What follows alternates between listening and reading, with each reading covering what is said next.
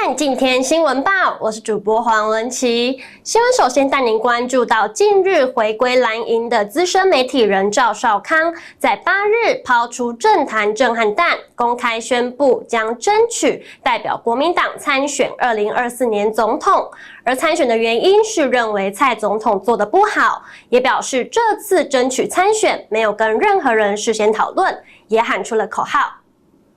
那我认为说，我有机会，而且我认为说我有很多的想法，会让台湾更好，会让台湾更伟大，所以就争取机会，就是不排除。我认为没有什么太大的不排除，就是今天说，今天也没讲说我要选，我要争取啊，要争取啊，因为记者会问嘛，说你要不要争取啊等等，我说我会争取啊。那争取什么意思？就国民党会有那个初选的机制嘛，就争取参加。因为我现在没有资格，我现在按照目前我没有资格选国民党主席，对不对？他们说我没有那个一年的资格嘛，但是我有资格去，按照目前的规定，有资格去参加国民党总统提名的初选，对不对？总统初选没有什么多规定，没有什么1年啊，没有这些东西嘛。但党主席有嘛，好，所以对党主席来讲，我能不能选我不知道，啊，因为按照目前来讲，他有这个1年的规矩，但对于总统的提名没有嘛。那没有的话，我将来就参加初选，参加竞争，会不会提名你怎么知道呢？所以会不会选不知道啊。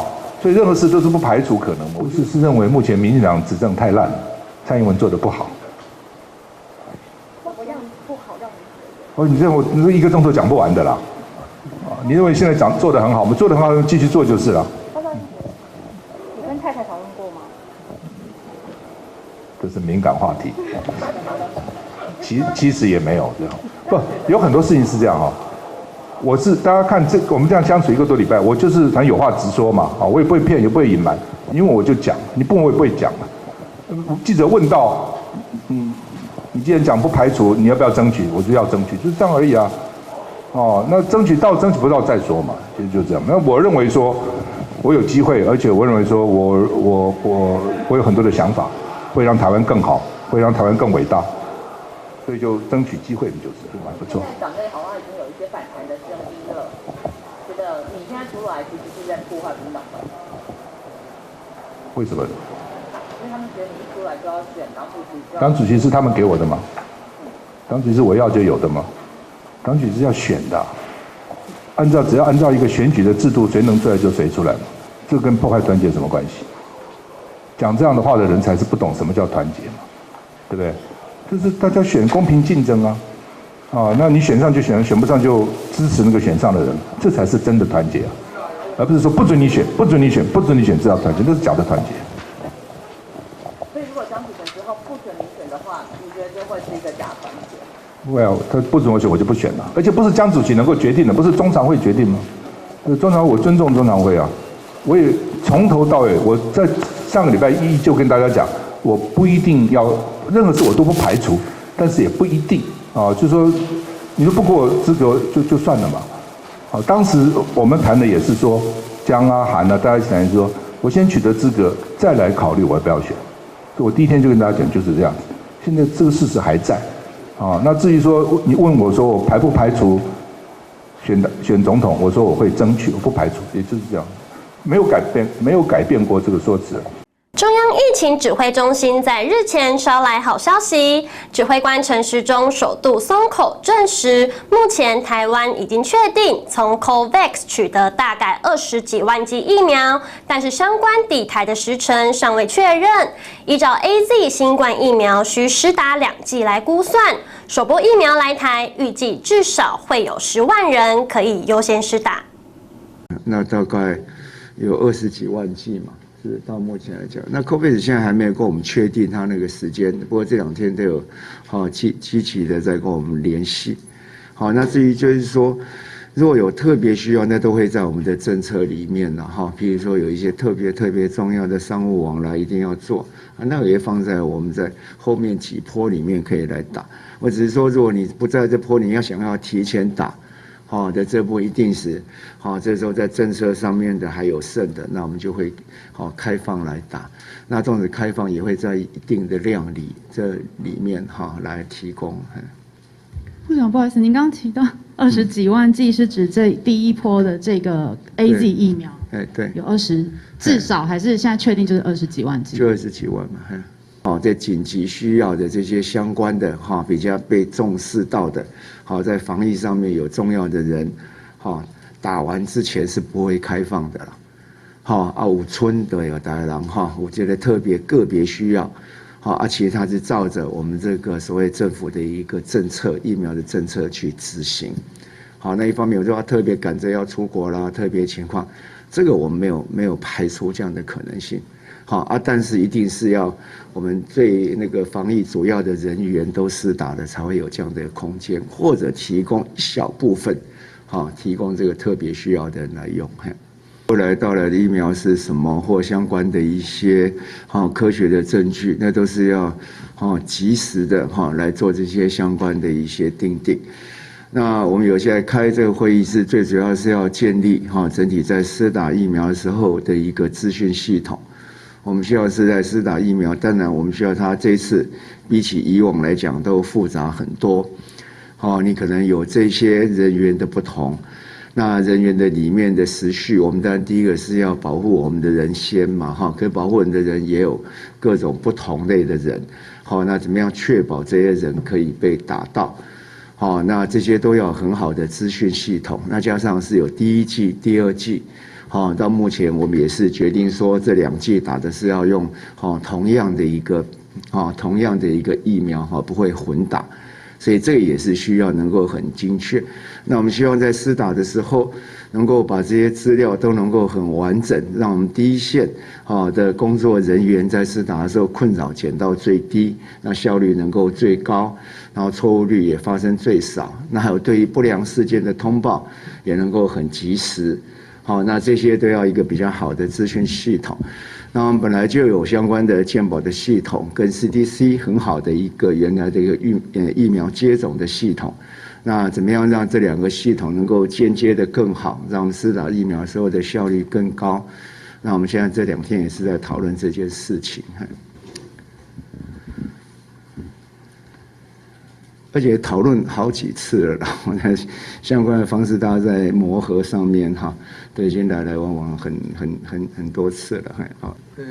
好，我想国内的厂家也跟国外厂家其实是一样的，然后这个面临同样的一些状况嘛，就是我们第一代开发出来的疫苗，我们用的这个基因序列或蛋白序列，那是不是会受到后续的病毒持续的改变的影响？那这对不起，这当然也是要看实证的资料了。那我相信他们也都已经在考量这些事情了，那只是这个资讯还没有正式的对外说明就是了。而目前已有不少欧美国家都已经在施打新冠疫苗，针对国内国产疫苗的发展，在日前也有了新进度。联亚生技公司宣布获得卫福部有条件核准，第2期临床试验的执行，已经从1月30日开始收纳第1位受试者。一起来看相关报道。UB612新冠疫苗是在2020年6月22日向 TFDA 申请1期人体试验。那么同时，我们终于在1月29号。得到 TFDA 核准2期临床试验申请，在试验主持人和进家公司的努力下，我们在1月30日开始收案，目标是在3月份完成3850个人的收案，预计在6月中送 TFDA 审查。跟大家介绍一下我们即将启动的这个2期的临床哈。那这个2期的临床，我们跟 CD 一直不断的在 rolling review 讨论过后，我们预计要收纳3500位受试者。那这个受试者的话，都是以成年人为主，那有包含老年人。那这个老年人的话，因为老年人其实是我们整个 COVID-19 里面一个很重要的一个 risk population。所以呢 ，CD 有要求我们最少要收纳800名以上的老年人。好，那我们现在已经在中国医药学院开始了哈。那之后等到这个3500人都收完之后，我们也没有忘记我们的青少年的小朋友哈。所以预计我们会在整个试验中3500个成人都收完之后，我们会再纳入12到18岁的小朋友哈，也是收350人。那这个2期的试验是承接1期的，我们也是请中国医药大学的这个黄高斌副院长来做一个总主持人。然后呢，这总共有11家医院在我们这个试验里，如果有意愿要接种我们联雅的这个试验疫苗的民众，可以到下面这几间医院哈。简单说，我们想要了解一下我们自己台湾的疫苗到底优势在哪里？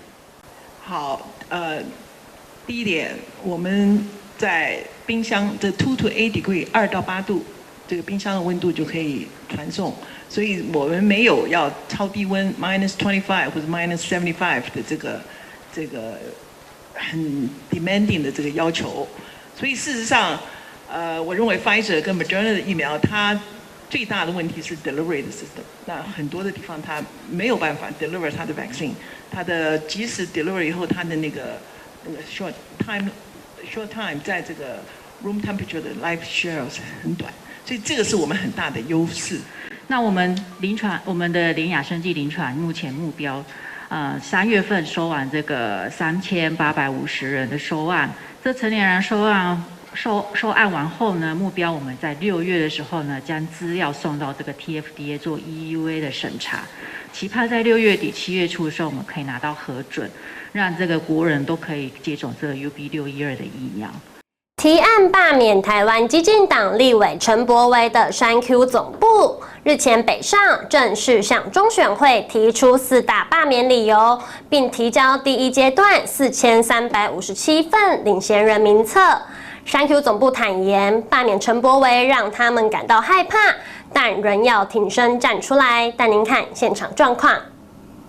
山 Q 行动，山 Q 行动，全面启动，全面启动，山 Q 行动，山 Q 行动，全面启动，全面启动。我觉得其实就像我一开始讲的，我们会罢免他，其实就是4点。第一个，他开的政见承诺啊，一再的跳票啊，就像你知道吗？中火停机1天啊，然后呢，雾峰买房啊，这些都是你知道吗？之前他在媒体上面，在任何公开场面讲的啊。那第2点的部分的话，就是他是我们选区的立委，所以呢，可是我们觉得他不关心我们的选区，然后他在全国啊广开服务处啊，从桃园啊开到新竹啊，再开到台南啊，真的是哈。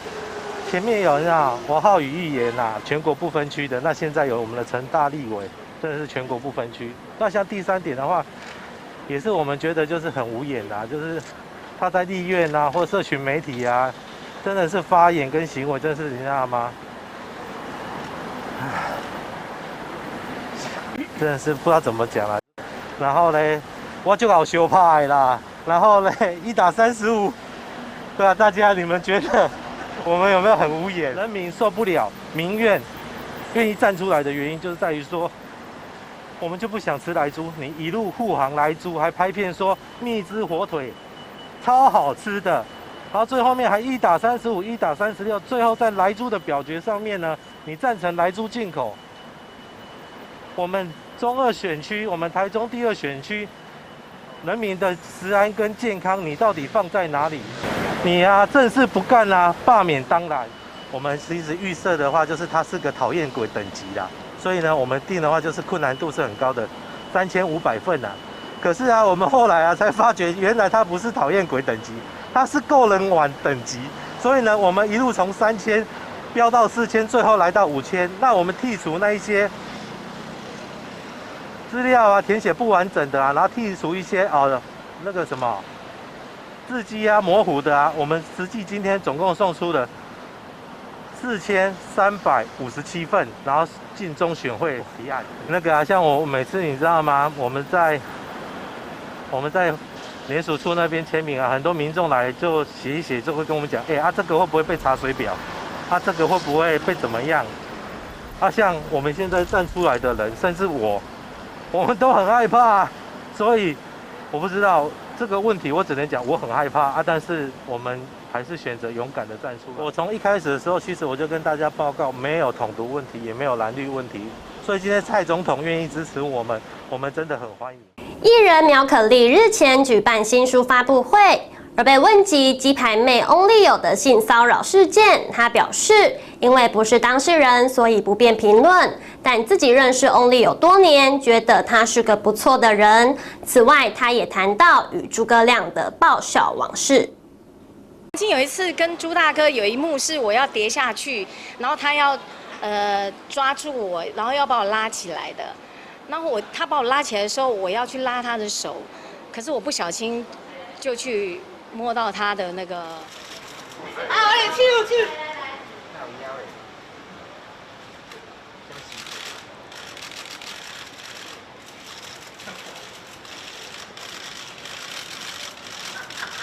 不知道，因为我的解读都是在做效果，所以我觉得这样的问题比较不会发生在我身上啦。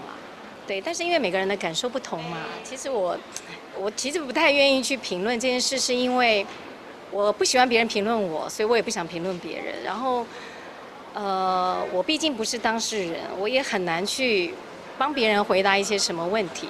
那如果说是我自己，在作秀的场合遇到可能有类似的开玩笑的状况，其实在我来说，解读每一个人在台上所的表现都是为了让观众开心，对我来讲是这样。要不然你说像彩华姐有时候，真的是可以为了做效果，可以冲到台下，然后抱住那个乡亲的头，摸他的头。你知道每个乡亲有多可爱？这件事情是我做不到的，因为，我要去碰触一个陌生人的头。对我来讲，我可能还会想一下，可是彩华姐她就是为了做效果，她必须要去娱乐大家。所以，如果对方的解读是彩华姐在吃她豆腐，哇，那真的就糟糕了。但其实我们在当下真的都是只是为了这个时间，然后怎么样让观众得到最大的满足，然后我们就一起去完成它，唱好听的歌也好，讲好听的笑话也好，我觉得这就是我们艺人当下必须要去做的一件事情。所以我从来不会解读在台上，工作人员、主持人大家一起互相开玩笑的话，我会把它认为是不 OK 的。对我来说是这样。曾经有一次跟朱大哥有一幕是我要跌下去，然后他要抓住我，然后要把我拉起来的。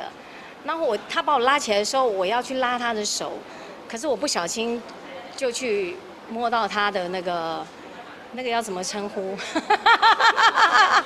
对，但是当下我们两个都没有讲话，我只是一直笑，一直跟他对不起，然后他也一直说我给你，但旁边人都不知道我们发生了什么事，对啊，所以就是很多时候真的是会有意外啦，我真的不是故意摸他。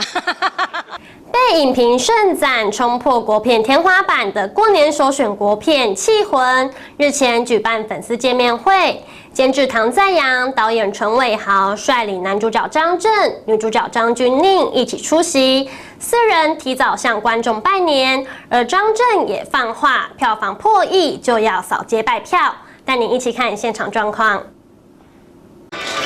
扭转乾坤哦 ，Happy New Year！ 新年快乐！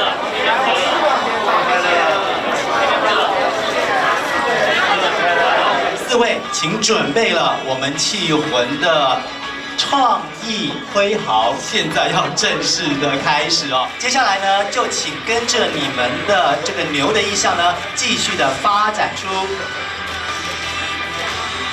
你们想要给所有影迷朋友的新春的祝福或是祝贺。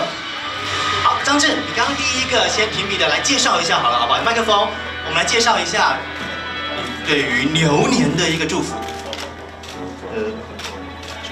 扭转乾坤。哦，很棒哎，4个字的意思啊，扭转乾坤，有你的。我就是一个牛字，但是里面其实是蕴含了2个意思，是，就是那个头好壮壮，然后勇往直前，然后另外一个就是这是肌肉，可能看不太出来。希望大家牛年可以身体健康。好的，头好壮壮，身体健康。是，我是今天坐捷运来的时候才知道要画这个东西。虽然你看我之前只有穿一件 T 恤，刚刚在那个捷运上面紧张的满身大汗，想要我怎么办？是。那我觉得就是用一个最可爱的、最卡通的一个方式。那它是满脸笑意的一只牛，我是希望在新的这一年，每个人都非常的健康，都非常的快乐，都能够笑容满面。COVID-19 赶快过去，大家能够恢复正常。谢谢大家。太棒了，笑容满面，恢复正常的生活。哎，你们不愧是夫妻档哎，这个就图腾当中都有把一些字面的意涵放在当中哎，你自己来解释啦，君宁。这应该就很清楚啦，就是 Happy 牛一年。Happy New Year 啊！哇，很棒很棒，给4位这个掌声。头好壮壮，扭转乾坤 ，Happy New Year， 笑口常开一整年。以上是今天的今天新闻吧，我是主播黄文琪，感谢你的收看，我们明天再会。